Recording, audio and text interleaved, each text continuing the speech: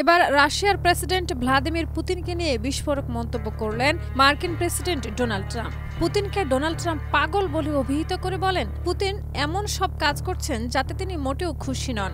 এমন মন্তব্যের ফলে আন্তর্জাতিক মহলে প্রশ্ন উঠেছে, তাহলে কি ট্রাম্প পুতিন সম্পর্কের অবনতি ঘটেছে? চলমান যুদ্ধে ২৪শে মে ইউক্রেনে রাশিয়ার পক্ষ থেকে সবচেয়ে বড় আক্রমণ চালানো হয়েছে বলছে বিবিসি। ওই হামলার প্রেক্ষিতে ২৫শে মে ট্রাম্প ট্রুথ সোশ্যালে পুতিনকে উন্মাদ বলে আখ্যা দেন। তিনি বলেন, ভ্লাদিমির পুতিনের সঙ্গে আমার সবসময় ভালো সম্পর্ক ছিল, কিন্তু এখন মনে হচ্ছে তার কিছু একটা হয়েছে, তিনি পুরোপুরি পাগল হয়ে গেছেন।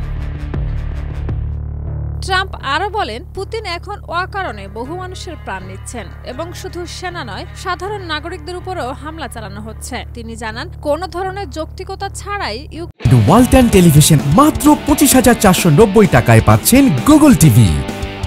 ইউক্রেনের শহরগুলোতে ক্ষেপণাস্ত্র ও ড্রোন নিক্ষেপ করা হচ্ছে। মার্কিন প্রেসিডেন্ট সতর্ক করে বলেন, ইউক্রেন দখলের চেষ্টা রাশিয়ার জন্য ধ্বংসাত্মক পরিণতি ডেকে আনতে পারে।